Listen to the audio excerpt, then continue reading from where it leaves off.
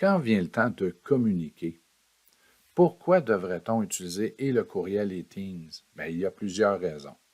En réalité, dans notre vie personnelle, on utilise le téléphone de maison, le téléphone cellulaire, parfois le courrier, le courriel, même Messenger ou les réseaux sociaux.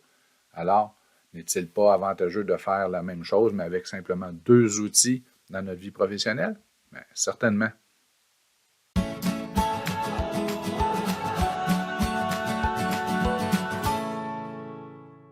Et oui, dans notre vie professionnelle aussi, il est possible d'utiliser plusieurs outils pour avoir une communication efficace. Donc, évidemment, le courriel, il est encore un outil de base essentiel, en particulier pour les dossiers qui risquent de ne pas se régler rapidement. Par exemple, pour faire une demande d'aide pour un élève, on sait que le dossier ne se réglera pas en 2-3 heures ou en une journée. Donc, d'avoir une chaîne dans le courriel où on va pouvoir retourner à l'arrière et faire un suivi, c'est vraiment intéressant. Pour les demandes officielles, c'est l'outil que l'on suggère.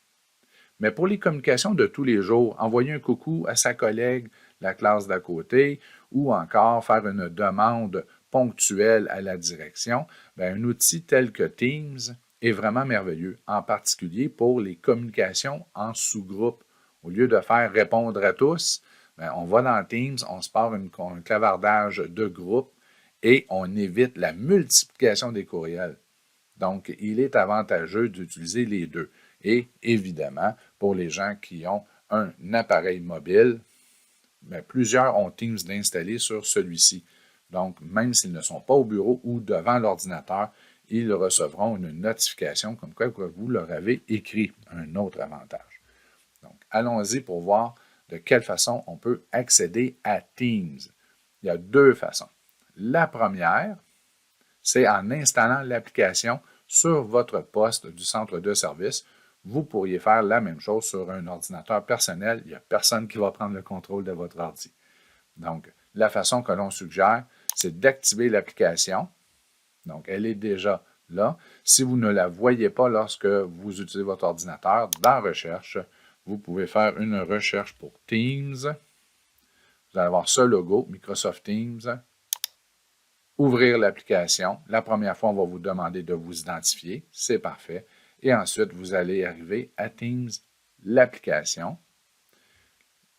Petite configuration à faire qu'on vous suggère grandement. Donc, dans la roue d'engrenage, non, attendez, ici dans les 3 points, dans Paramètres,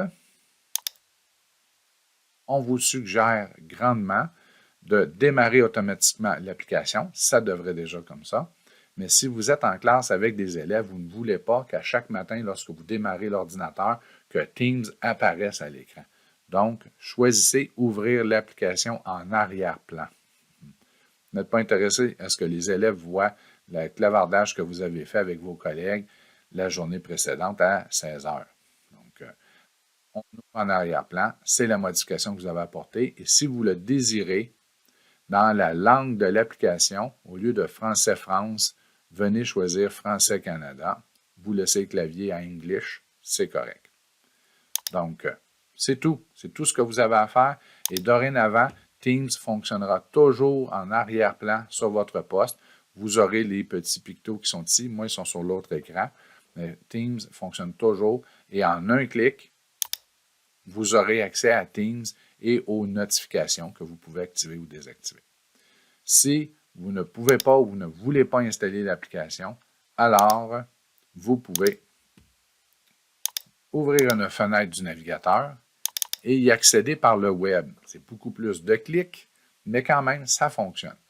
Donc, vous venez sur la page du centre de service, on choisit Office 365, on s'identifie, et une fois rendu dans le portail Office 365, Microsoft 365, on choisit Teams.